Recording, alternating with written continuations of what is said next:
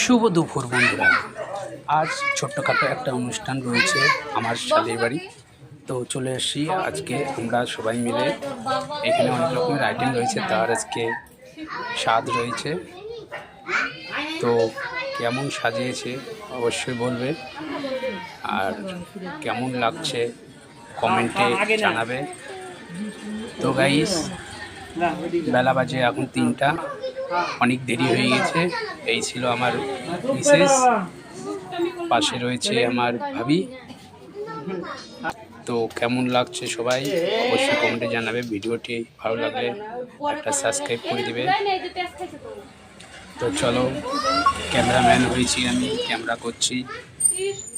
ধীরে ধীরে সাজানো হচ্ছে, আর কিছুক্ষণ বাদে তাকে